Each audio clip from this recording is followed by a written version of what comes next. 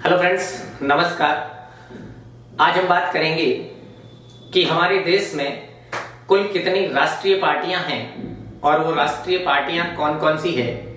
इसके अलावा हम ये बात करेंगे कि अभी हाल ही में किस पार्टी से उससे राष्ट्रीय पार्टी का दर्जा छीन लिया गया है और किस पार्टी को नया राष्ट्रीय पार्टी का दर्जा भी मिला है। तो अभी हाल ही में एक पार्टी, आम आदमी पार्टी जो है, उसको राष्ट्रीय पार्टी का दर्जा मिला है और उसने क्या क्या शर्तें पूरी की, इस आधार पर हम बात करेंगे कि ये इसके लिए क्या क्या नियम और कानून कायदे हैं।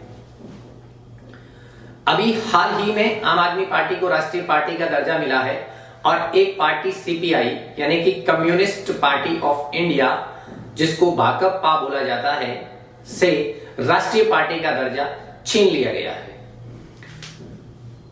अब बात करते हैं कि राष्ट्रीय पार्टी को दर्जा जो है वो कौन देता है और इसके लिए क्या क्या मापदंड होते हैं, इसके लिए क्या क्या नियम एवं शर्तें होती है। तो इसका निर्धारण चुनाव आयोग करता है, यानी कि इलेक्शन कमीशन ऑफ इंडिया यह तय करता है कि किस पार्टी को राष्ट्रीय पार्टी का दर्जा दिया जाना चाहिए। इसके लिए सबसे पहला नियम जो होता है, और इसकी नियम जो है वो चुनाव पुस्तिका 2019 में विधिवत रूप से लिखे गए हैं और इन नियमों को अगर कोई पार्टी पूरा कर लेती है, इन शर्तों को पूरा कर लेती है, तो उस पार्टी को राष्ट्रीय पार्टी का दर्जा मिल जाता है।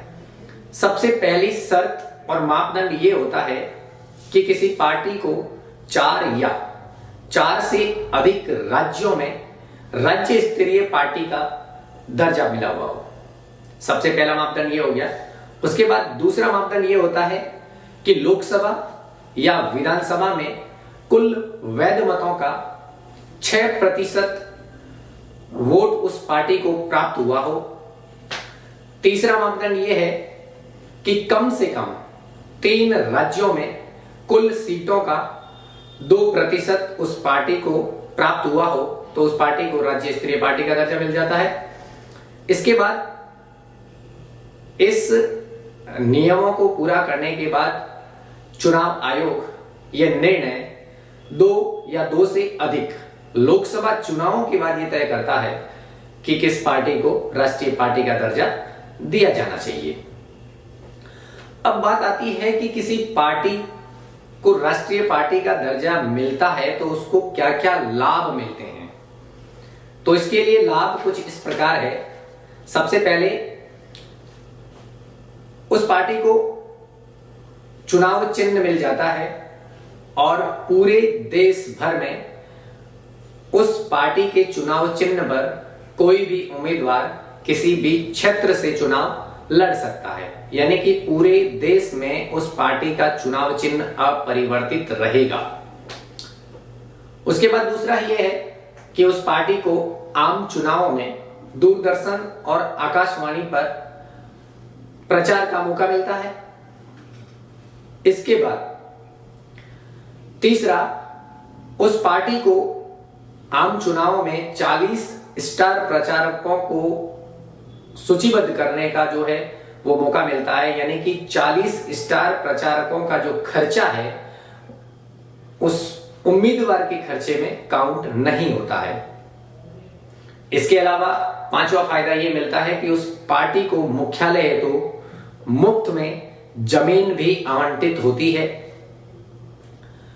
इसके अलावा पांचवा फायदा यह है कि उस पार्टी को आम चुनावों में एक मतदाता सूची की प्रति मुफ्त में मिलती है। तो ये कुछ लाभ होते हैं जो राष्ट्रीय पार्टी को मिलते हैं। अब बात करते हैं कि अभी हाल ही में एक राष्ट्रीय पार्टी को उसका दर्जा छीन लिया गया है और एक राष्ट्रीय पार्टी को राष्ट्रीय पार्टी का दर्जा मिला है।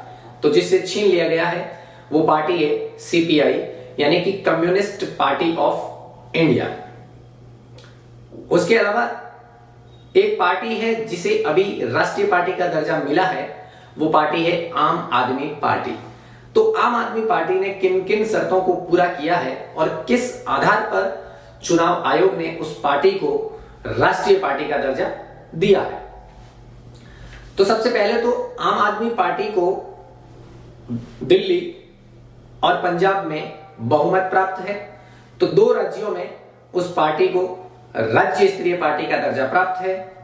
तीसरा, अभी गुजरात चुनाव हुए थे, उन चुनावों में आम आदमी पार्टी को 13%, गुजरात चुनावों में आम आदमी पार्टी को 13% मत प्राप्त हुए हैं, जिससे गुजरात में भी आम आदमी पार्टी को राज्य स्तरीय पार्टी का दर्जा प्राप्त हो गया।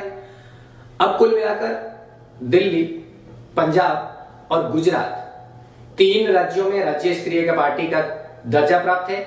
चौथा, अभी हाल ही में गोवा में विधानसभा चुनाव हुए थे, जिसमें आम आदमी पार्टी को 6% वोट प्राप्त हुए, जिससे गोवा में भी आम आदमी पार्टी को राज्य स्तरीय पार्टी का दर्जा मिल गया, जिससे कुल 4 राज्यों में आम आदमी पार्टी राज्य स्तरीय पार्टी बन गई, जिसके आधार पर चुनाव आयोग ने आम आदमी पार्टी को राष्ट्रीय पार्टी का दर्जा दिया।